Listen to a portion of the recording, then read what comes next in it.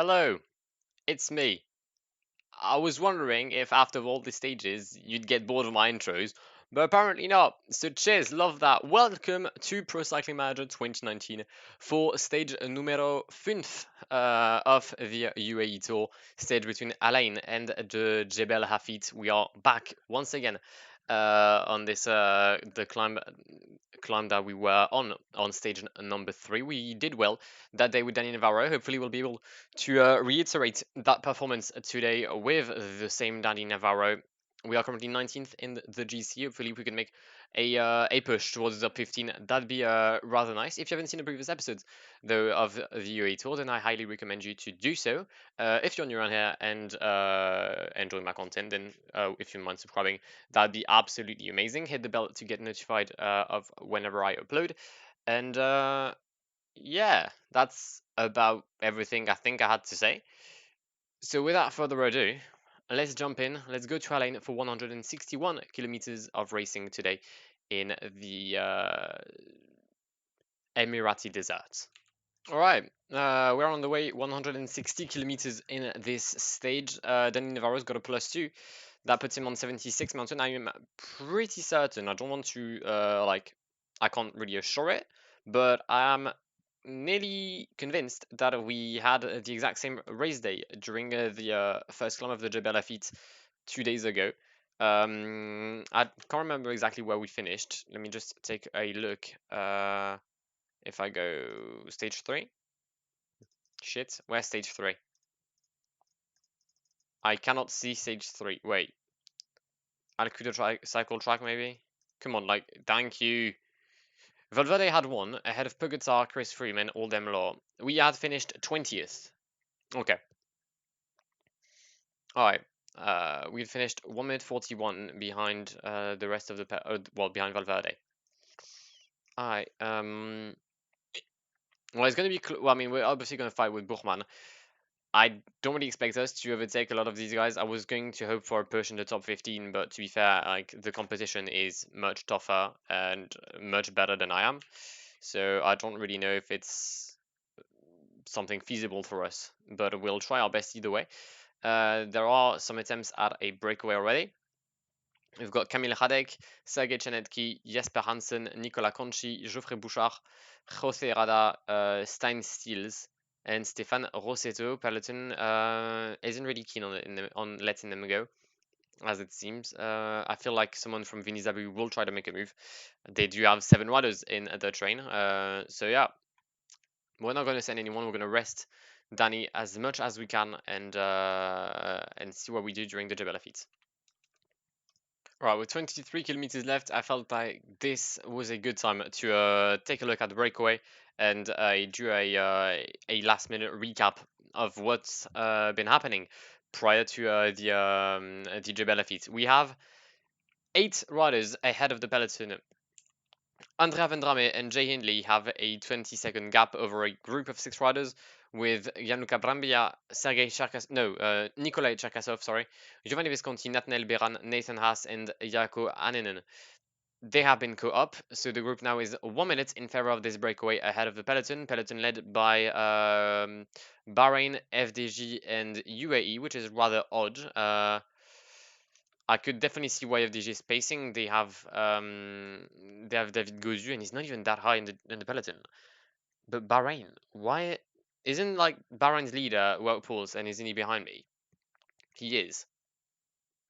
No, yeah, Gaudu is 8 in the GC. I can get that. And UAE for Pogacar. Though, yeah, Bahrain are surprising. I mean, it's surprising that they're pacing, but I mean, why not? They've got odd tactics. Maybe it'll pay out. Infinite sprint coming up though. The breakaway will cross it in first place and no added seconds for anyone in the peloton. We have upped the rhythm of Danny Navarro with just ever so slightly to make sure that we don't get dropped in the first few slopes as soon as the peloton will decide to accelerate, because that could honestly drop us very, very quickly. 11 kilometers to go though. 40 seconds is the lead for the 8-man breakaway, which will not see the summit of Jebel Hafeet as winners. And this is where it's all going to be to play for us. I don't know, is that what, 40 second? It's a 30-second gap with most of the riders close. All right. To enter the top 10, I need to get nearly a minute on like the likes of Zakharin, Lutsenko, Friday, Cataneo, Maika, Izagirre, Pozzovivo, and De Plus, and Caldeman. That is not going to happen. At least I don't believe that I'm going to be able to realize that. Attacks nonetheless up ahead though. Nathaniel Beran and Andrea Vendrame trying to go for a last ride at the front. Gaviria, Pascal Ackermann, and Arnaud Demar are the one chasing. Valverde is already in the wheel of Arnaud Demar, which is a really odd wheel to take, but why not? Navarro coming back at the front of the peloton following this little acceleration by the peloton. We have managed to catch nearly the entire breakaway. Only Vendrame and Nathaniel Beran are still in the lead. Alexander Cataford is currently getting dropped. Probably could have used him in the remainder of this climb. Would have been maybe not the greatest of help, but at least it would have been some help, which honestly could have been rather nice for us. All right, come on, Dane. 5 kilometers to go. Still Vendrame and Beran. They are holding on. Navarro is being blocked by Pascal Ackermann now and by Victor de la Parte. We're going to make sure that we can go back at the front of the peloton because Matthias Brandl is, I'm not going to say dead, but has less energy than a dead body, which, in other words, means that he's dead. Come on. Navarro, don't get dropped, don't get dropped, don't get dropped. There's a potential break that could happen here. Davide Formolo pacing really hard for his leader, Tadej Pogacar.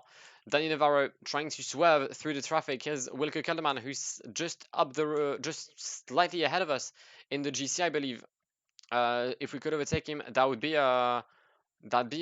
rather cool, yeah. I'm trying to make sure not to lose too much energy on the left-hand side of the road. We're going to use our energy gel. We're not going to be fighting for the W at all today.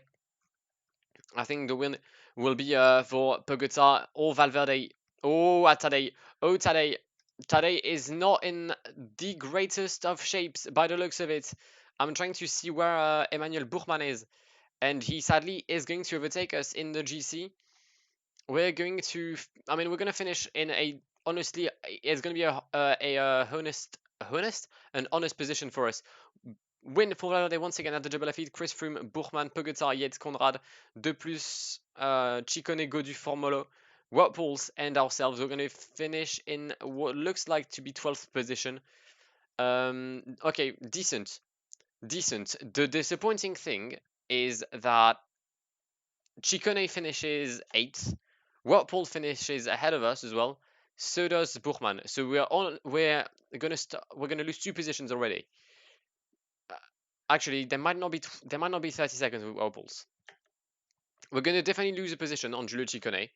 Then I think that's about it on position we'll lose. Now we're gonna gain position on the likes of Rafa Maika, maybe Lutsenko or Freile. We'll see. The top 10 is not going to happen. Like, it is mathematically impossible for us to get the top 10 today. Because I'm pretty sure everyone, like, except Ulissi, I think Ulissi is the only one we've overtaken. And maybe Zakharin? Where's Zakharin? Yeah, okay. We've also overtaken Zakharin. So Zakharin, Lutsenko, Ulissi are the only 3 riders I have overtaken in that climb. Okay. It's going to be interesting. I've done my maths and they might be very wrong. But it could be interesting. He might be 43 billion years old.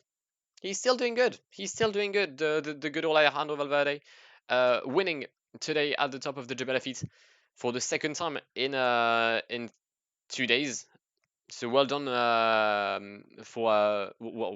done Alejandro. Chris Froome and Manuel Buchmann will accompany him on the podium. Now, this is where things get interesting. Where the fuck is Zakharin? Zakharin has lost 2 minutes 48, so we are going to overtake him. We won't overtake the likes of Cataneo, Lutsenko, Kelderman, Freile, because the gaps aren't big enough. I think we'll be like 17th, 15th. I'm going to be in 15th position. Buchmann makes an appearance in the top 10. Valverde, Pogacar, Froome, Yates, Conrad, Formolo, Godu, De Plus, Buchmann, and Ciccone is the top 10 after the Jebel Hafeet. I think there's only 1 stage left, if I'm correct. Two stages left, but both are sprint stages. we won't be able to see how they look like, but yeah, they're sprint stages. Okay. To be fair, I'll take 15. Honestly, if I had started this tour knowing that I'd be finishing 15th, I'd have taken it. I'd have taken it. Are we in the same second? Oh no. Kelderman and Katane are in the same second. Okay. All right. Well, that was rather nice. I hope you've enjoyed this stage of the Jebel Hafeet. If you did, then please do leave a like down below. That would really mean a lot to me. Also, if you're new around here, as I said, please go subscribe to the channel. If you haven't done so, we're trying to hit 2021 subscribers by 2021. I know it's a very original goal, I'm aware, but yeah. I don't think I've got anything else to say. I'll see you tomorrow, same time, same channel. I've been Black War. It's been an absolute pleasure talking to you guys, and goodbye. Pull up in the gold, I'm leading. But them other man need feeding. I don't wanna go Bombay. Them I don't know what I do when I go from Beeling. Leading the pack in black and I'm on with the bag. Snapping with the phone and dab. Boss up a man with the duster. Put him in the drip and sip blockbuster.